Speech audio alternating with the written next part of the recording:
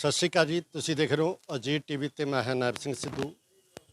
ਜਿੱਥੇ ਕਿ ਜੇ ਦੇਖ ਲਈਏ ਕਿ ਕਿਸਾਨਾਂ ਦੇ ਜਿਹੜੇ ਸਹਾਇਕ ਧੰਦੇ ਹੈਗੇ, ਪਸ਼ੂ ਪਾਲਣ ਦਾ ਧੰਦਾ ਹੈਗਾ, ਉਸ ਵਿੱਚ ਵੱਡੀਆਂ ਸਮੱਸਿਆ ਆ ਰਹੀਆਂ ਕਿਉਂਕਿ ਇਸ ਜਿਹੜੇ ਇਹ ਪਸ਼ੂਆਂ ਵਿੱਚ ਧੱਫੜ ਹੋਣ ਦੀ, ਜਿਹੜੀ ਚਮੜੀ ਦੇ ਧੱਫੜ ਹੋਣ ਦੀ, ਲੰਮੀ ਸਕਿਨ ਦੀ ਬਿਮਾਰੀ ਆਈ ਹੈ। ਇਸ ਕਾਰਨ ਬਹੁਤ ਨੁਕਸਾਨ ਹੋ ਰਿਹਾ ਹੈਗਾ। ਜਿੱਥੇ ਉਹਨਾਂ ਦਾ ਇਸ ਇਲਾਜ 'ਤੇ ਖਰਚਾ ਹੋ ਰਿਹਾ, ਉੱਥੇ ਪਸ਼ੂਆਂ ਦੀ ਮੌਤ ਵੀ ਹੋ ਰਹੀ ਹੈਗੀ।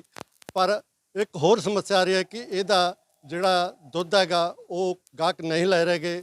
ਦੋਧੀਆਂ ਨੂੰ ਵੀ ਸਮੱਸਿਆ ਆ ਰਹੀ ਹੈ ਕਿਉਂਕਿ ਦੋਧੀਆਂ ਕੋਲ ਜਿਹੜਾ ਦੁੱਧ ਵੀ ਘੱਟ ਰਿਹਾ ਹੈਗਾ ਅਤੇ ਗਾਹਾਂ ਇਹਦੀ ਜਿਹੜੀ ਖਰੀਦ ਵੀ ਨਹੀਂ ਹੋ ਰਹੀ ਕਿਉਂਕਿ ਇਹ ਡਰ ਰਹੇ ਹੈਗੇ ਕਿ ਸ਼ਾਇਦ ਇਸ ਬਿਮਾਰੀ ਕਾਰਨ ਇਹ ਬੱਚਿਆਂ 'ਚ ਜਾਂ ਹੋਰ ਇਨਸਾਨ 'ਚ ਇਹ ਬਿਮਾਰੀ ਆ ਸਕਦੀ ਹੈ। ਪਰ ਡਾਕਟਰਾਂ ਦਾ ਕਹਿਣਾ ਹੈ ਕਿ ਇਸ ਨਾਲ ਕੋਈ ਫਰਕ ਨਹੀਂ ਗਾ।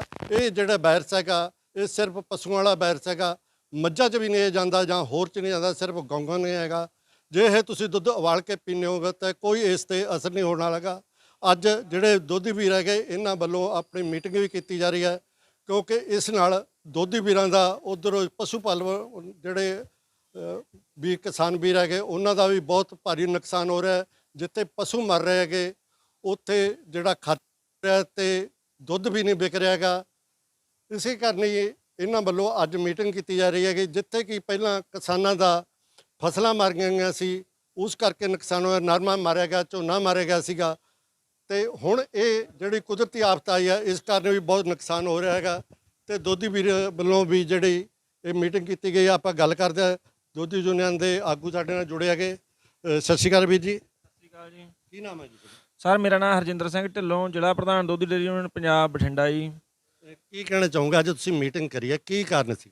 ਸਰ ਇਸ ਤਰ੍ਹਾਂ ਹੈਗਾ, ਜੋ ਅੱਜ ਇਹ ਅਸੀਂ ਦੁੱਧ ਯੂਨੀਅਨ ਦੇ ਦਫ਼ਤਰ ਮੀਟਿੰਗ ਰੱਖੀ ਹੈ, ਇਹ ਬਹੁਤ ਹੀ ਜ਼ਿਆਦਾ ਜੋ ਆਪਾਂ ਕਹਿ ਲਈਏ ਗਾਵਾਂ ਦੇ ਵਿੱਚ ਧਫੜੀ ਦੀ ਜੋ ਲੰਪੀ ਸਕਿਨ ਦੀ ਬਿਮਾਰੀ ਪਾਈ ਜਾ ਰਹੀ ਹੈ, ਉਹ ਇੱਕ ਬਹੁਤ ਹੀ ਵੱਡਾ ਮੰਨ ਲਓ ਚਿੰਤਾ ਦਾ ਵਿਸ਼ਾ ਬਣਿਆ ਹੋਇਆ ਹੈਗਾ, ਦੋਧੀਆਂ ਲਈ ਵੀ ਅਤੇ ਜਿਹੜੇ ਦੁੱਧ ਉਤਪਾਦਕ ਹੈ ਉਹਨਾਂ ਲਈ ਵੀ। ਅਸੀਂ ਉਸ ਤੋਂ ਜ਼ਿਆਦਾ ਜਿਹੜੇ ਸ਼ਹਿਰ ਵਾਸੀ ਹੈ ਉਹ ਵੀ ਕਿਤੇ ਨਾ ਕਿਤੇ ਜੋ ਫੇਕ ਨਿਊਜ਼ ਪਾਈਆਂ ਜਾ ਰਹੀਆਂ ਸੋਸ਼ਲ ਮੀਡੀਆ 'ਤੇ, ਉਹਦਾ ਕਰਕੇ ਉਹਨਾਂ ਨਿਊਜ਼ਾਂ ਦੇ ਕਾਰਨ ਉਹਨਾਂ 'ਚ ਸਹਿਮ ਦਾ ਮਾਹੌਲ ਹੈ, ਉਹ ਗਮਰਾਹ ਹੋ ਰਹੇ ਆ ਝੂਠੀਆਂ ਖਬਰਾਂ ਤੋਂ ਕਿ ਜੋ ਇਹ ਗਾਈਆਂ ਨੂੰ ਬਿਮਾਰੀ ਹੈਗੀ ਆ ਧਫੜੀ ਦੀ, ਜੋ ਉਹਨਾਂ ਦਾ ਦੁੱਧ ਹੈ, ਜੇਕਰ ਉਹ ਦੁੱਧ ਆਪਾਂ ਪੀਵਾਂਗੇ ਤਾਂ ਵੀ ਗਾਂ ਮਨੁੱਖਾਂ ਦੇ ਵਿੱਚ ਵੀ ਇਹ ਜਿਹੜੀ ਬਿਮਾਰੀ ਆ ਤਬਦੀਲ ਹੁੰਦੀ ਹੈ। ਪਰ ਕਈ ਡਾਕਟਰ ਸਾਹਿਬਾਨਾਂ ਦੇ ਵੀ ਬਿਆਨ ਆ ਚੁੱਕੇ ਆ, ਜੋ ਮੀਡੀਆ ਹੈਗਾ ਉਹ ਵੀ ਮਿਲਿਆ, ਅਸੀਂ ਖੁਦ ਵੀ ਮੰਨ ਲਓ ਡਾਕਟਰਾਂ ਨੂੰ ਮਿਲੇ ਆ, ਤਾਂ ਉਹਨਾਂ ਵੱਲੋਂ ਇਹੀ ਕਿਹਾ ਗਿਆ ਹੈਗਾ ਕਿ ਜਿਹੜਾ ਇਹ ਬਿਮਾਰੀ ਆ ਇਹ ਗਾਵਾਂ ਨੂੰ ਹੀ ਆ, ਹਾਲਾਂਕਿ ਮੱਝਾਂ ਨੂੰ ਵੀ ਨਹੀਂ ਹੈਗੀ ਗੀ। ਤਾਂ ਜੋ ਇਹ ਬਿਮਾਰੀ ਆ ਅੱਗੇ ਮਨੁੱਖਾਂ ਨੂੰ ਨਹੀਂ ਹੁੰਦੀ ਗੀ, ਇੱਕ ਵਾਇਰਸ ਹੈ ਜੋ ਪਸ਼ੂਆਂ 'ਚ ਹੀ ਪਾਇਆ ਜਾਂਦਾ ਹੈਗਾ, ਗਾਵਾਂ ਦੇ ਵਿੱਚ।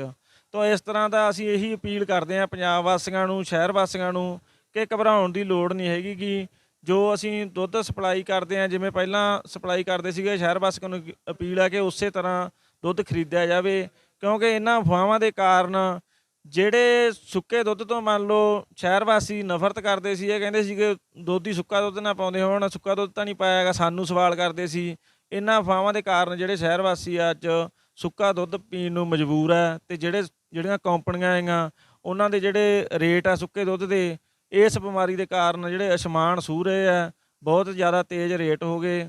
ਅਤੇ ਜਿਵੇਂ ਕਿ ਆਪਾਂ ਕਹਿ ਲਈਏ ਵੀ ਕੋਈ 20-25% ਬਿਮਾਰੀ ਪਿੰਡਾਂ ਦੇ ਵਿੱਚ ਹੈਗੀ ਆ ਪਸ਼ੂਆਂ ਨੂੰ, ਅਸੀਂ ਐਂ ਨਹੀਂ ਕਹਿੰਦੇ ਵੀ ਨਹੀਂ ਹੈਗੀ, ਪਰ ਉਸ ਤੋਂ ਜ਼ਿਆਦਾ ਵੀ ਦੁੱਧ ਵੀ ਘਟਿਆ ਹੈਗਾ 20%। ਇੱਥੇ ਆਪਾਂ ਕਹਿ ਲਈਏ ਸਾਡੀ ਘੱਟੋ ਘੱਟ 40% ਜਿਹੜੀ ਗਾਹਕੀ ਹੈ ਉਹ ਮੰਨ ਲਓ ਘਬਰਾ ਚੁੱਕੀ ਆ, ਉਹ ਦੁੱਧ ਲੈ ਨਹੀਂ ਰਹੇ ਕਸਟਮਰ। ਇਹੀ ਕਾਰਨ ਸੀ ਅੱਜ ਸਾਡਾ ਮੀਟਿੰਗ ਬੁਲਾਉਣ ਦਾ।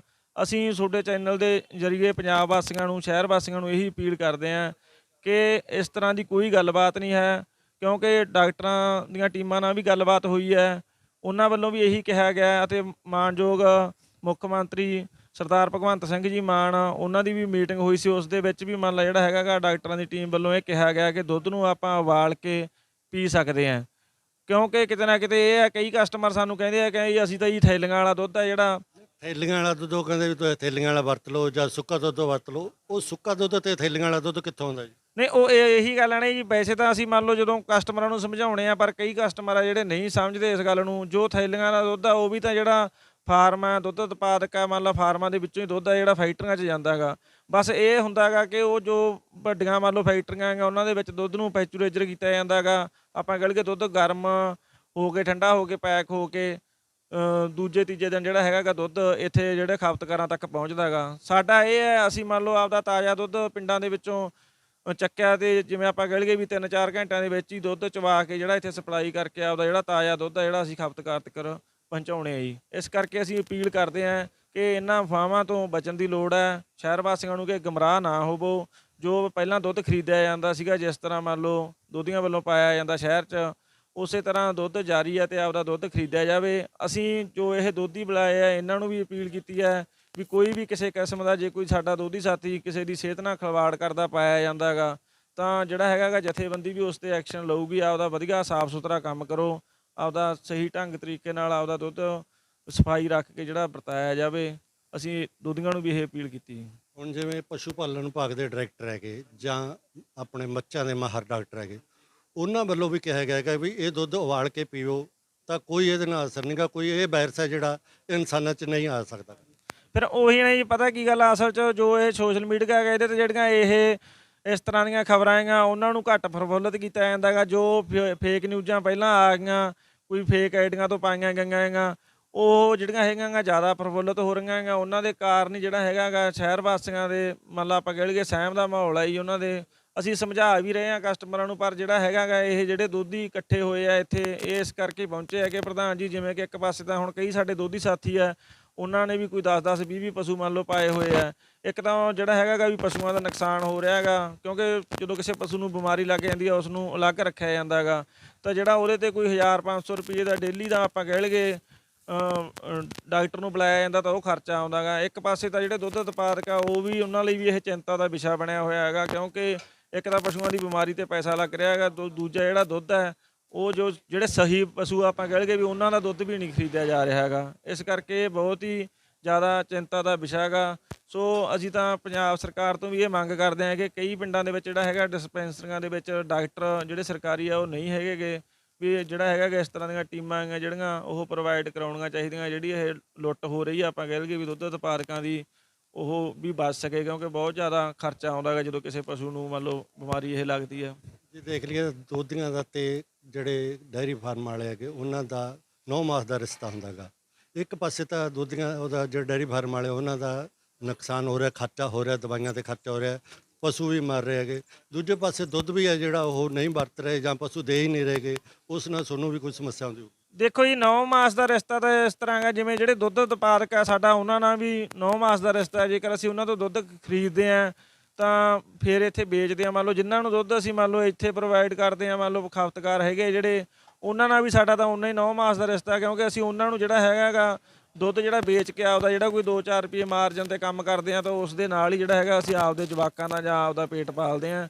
ਸੋ ਇਸ ਤਰ੍ਹਾਂ ਦਾ ਕੋਈ ਦੁੱਧ ਹੀ ਨਹੀਂ ਹੈਗਾ ਗਾ ਜਿਹੜਾ ਵੀ ਆਪਾਂ ਕਹਿ ਲਈਏ ਵੀ ਜਿਹੜੇ ਸਾਡੇ ਖਪਤਕਾਰ ਆ ਅਸੀਂ ਉਹਨਾਂ ਦੀ ਸਿਹਤ ਨਾਲ ਵੀ ਖਿਲਵਾੜ ਕਰਾਂਗੇ, ਕਿਉਂਕਿ ਜੋ ਗਾਹਕ ਹੈ ਉਹ ਰੱਬ ਦਾ ਰੂਪ ਹੁੰਦਾ ਹੈਗਾ ਜੀ। ਅਸੀਂ ਜਿਹੜਾ ਹੈਗਾ ਗਾ ਇਸੇ ਗਾਹਕੀ ਤੋਂ ਮੰਨ ਲਓ ਜਾਂ ਆਪਾਂ ਦੁੱਧ ਉਤਪਾਦਕਾਂ ਤੋਂ ਕਹਿ ਲਈਏ ਦੁੱਧ ਖਰੀਦ ਕੇ ਇੱਥੇ ਪਾਉਣੇ ਆ, ਆਪਦਾ ਜਿਹੜਾ ਹੈਗਾ ਗਾ ਪਰਿਵਾਰ ਦਾ ਜਿਹੜਾ ਖਰਚਾ ਵਰਚਾ ਹੈਗਾ ਉਹ ਚਲਾ ਰਹੇ ਆ। ਸੋ ਮੈਂ ਤਾਂ ਇਹੀ ਅਪੀਲ ਕਰੂੰਗਾ ਸ਼ਹਿਰ ਵਾਸੀਆਂ ਨੂੰ ਕਿ ਇਹਨਾਂ ਜਿਹੜੀਆਂ ਅਫਵਾਹਾਂ ਤੋਂ ਬਚਣ ਦੀ ਲੋੜ ਹੈ।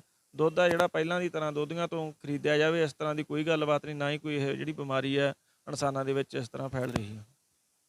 ਇਹ ਤੁਸੀਂ ਸੁਣ ਚੁੱਕੋਗੇ ਦੁੱਧ ਵੀਰਾਂ ਤੋਂ ਕਿ ਜਿਹੜਾ ਇਹ ਦੁੱਧ ਆ ਰਿਹਾ ਹੈਗਾ ਇਹ ਬਿਲਕੁਲ ਸਹੀ ਦੁੱਧ ਆ ਰਿਹਾ ਹੈਗਾ, ਕਿਉਂਕਿ ਜਿਹੜੇ ਪਸ਼ੂ ਬਿਮਾਰ ਹੋ ਜਾਂਦੇ ਆ ਪਹਿਲੀ ਗੱਲ ਤਾਂ ਉਹ ਦੁੱਧ ਦੇਣਾ ਹੀ ਬੰਦ ਕਰ ਦਿੰਦੇ ਆ, ਪਰ ਜਿਹੜੇ ਡਾਇਰੀ ਫਾਰਮ ਵਾਲੇ ਹੈਗੇ ਉਹ ਦੁੱਧ ਜਿਹੜੇ ਬਿਮਾਰ ਪਸ਼ੂ ਦਾ ਦੁੱਧ ਵੀ ਨਹੀਂ ਪਾਉਂਦੇਗੇ। ਤੇ ਪਰ ਜਿਹੜੇ ਆਮ ਲੋਕ ਹੈਗੇ ਜਿਨ੍ਹਾਂ ਨੇ ਦੁੱਧ ਖਰੀਦਣਾ ਹੁੰਦਾ ਉਹ ਸਿਰਫ ਡਰੇ ਹੋਏ ਹੈਗੇ। ਜੇ ਕਹੀਏ ਤਾਂ ਜਿਹੜਾ ਥੈਲੀਆਂ ਵਾਲਾ ਦੁੱਧ ਹੈ ਜਾਂ ਸੁੱਕਾ ਦੁੱਧ ਹੈ ਉਹ ਕਿੱਥੋਂ ਆਉਂਦਾ, ਉਹ ਵੀ ਇਹਨਾਂ ਪਸ਼ੂਆਂ ਦਾ ਹੀ ਹੋਵੇਗਾ ਜੇ ਉਹਨਾਂ ਨੂੰ ਇਹ ਡਰ ਹੈ।